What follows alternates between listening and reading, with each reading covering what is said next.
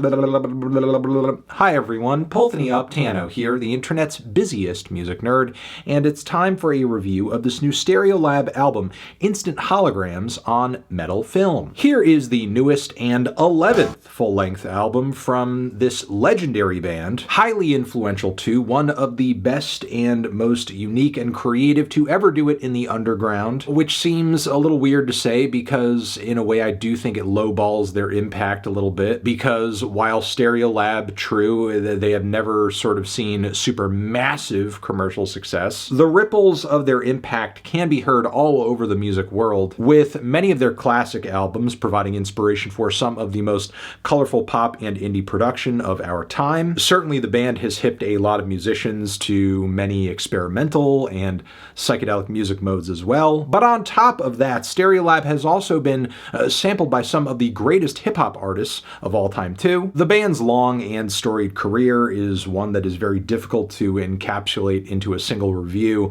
as well, especially for a record such as this one, which in a way is pretty much a comeback album. It's Stereolab's first official studio release since 2010's Not Music, though for a while now Stereolab and its members have continued to be some of the most active, inactive musicians of all time. I mean, even Not Music was released after a point in history where it was pretty much made clear that things were going to be slowing down for the band. And since then, lead members Tim Gain as well as Leticia Sater have put out numerous solo and side projects. I mean, Leticia even had a record drop last year. And let's not also forget the switched on compilation projects that have been getting dropped under the Stereolab name in recent years as well, which for sure mostly contain a lot of B-sides and rarities and random spare tracks and remasters. But still, even the band's extra stuff is so great you could slap it together on a disc and repackage it and it still sounds fantastic and vibes just as it were like a new quality album from them. So even without Stereolab being overtly active in the music world,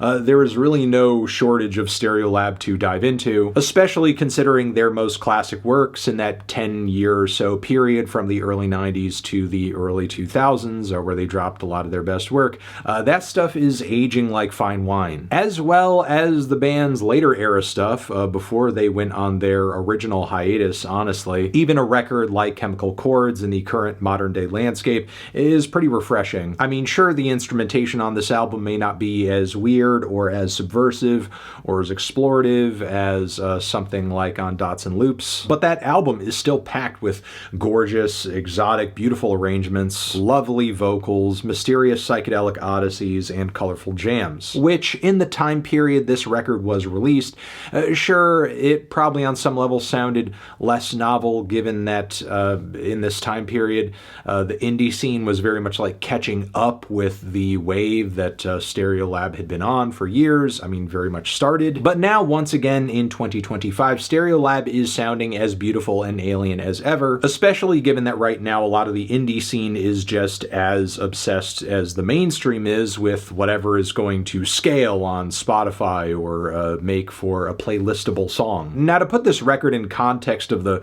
greater Stereolab catalog, I think the songs and jams on this project are not quite as subversive or as experimental as some of the band's older works in the 90s, but comparing this to the last two albums the band put out before their hiatus, the analog synthesizers and quirky arrangements are very much back in a big way. It also helps that it sounds like the band sonically has not missed a beat since that time period, vocally and instrumentally. In so many ways, that classic Stereolab magic is back, whether you're talking about the off-kilter grooves and vibraphone passages of ESEMPLASTIC Creeping Eruption, or the dissertation on consumption that Leticia launches into on the album's lead single, Aerial Troubles, which is a song very much about no longer being able to numb a pain or ignore a greater trouble or problem in the world through consumption or just some other distraction, which again is classic Stereolab in so many ways because the band has always had this knack for making tuneful work of some pretty dense lyrical material, whether it be something political or even philosophical too, as the band addresses topics of egoism and love and freedom on Immortal Hands, or also dives into this idea of embracing your higher self over deceivers who bastardize texts in organized religion on the song Vermona F Transistor. But for most people, I think the main draw of this album is going to be its very playful, very strange, warped, neato combination of space-age pop, funk, neo-psychedelia, krautrock, jazz, and some loungy vibes too, or just whatever esoteric musical reference the band can get their hands on to just change into an entrancing and amateurishly endearing jam that's a little whimsical, a little stiff, and pretty cool. Now, there are moments on this record where, per usual for Stereolab, this goes over fantastically, like on Immortal Hands and Vermona F Transistor that I mentioned earlier, and I especially love the groovy transition the latter of those two tracks undergoes with its schmaltzy synthesizers and classy horn section. There's also the thrilling, propulsive synth jam the band embarks on Electrified TEENYBOP, which is the most krautrock they have sounded in years. There's also the trippy, low-key French funk of, if you remember, I Forgot How to Dream Part 1, which there is a groove to, but simultaneously a quaint Stereolab rigidness that's kind of their trademark at this point. Also a lot of psychedelic touches of effects, tight mechanical beats that you can just really get locked into. Just absolutely perfect for a cerebral headphone listen.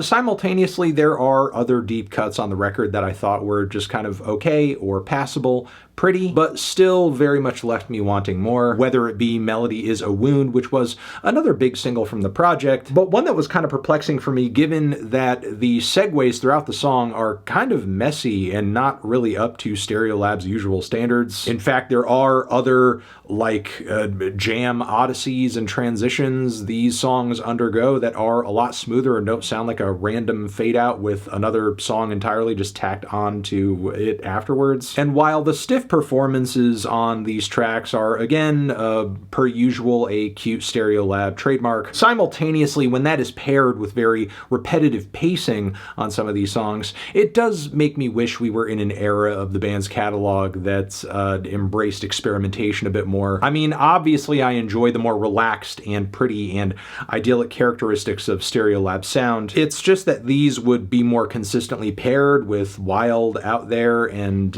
even more subversive ideas on their older material. That just sort of seems a little missing on this record, even if a lot of the band's classic elements have returned. But with that being said, there's still a lot of highly enjoyable tracks on this LP, and while I wouldn't say Stereolab is back with a vengeance, they're most certainly back, and hopefully gearing up for more releases into the future as well.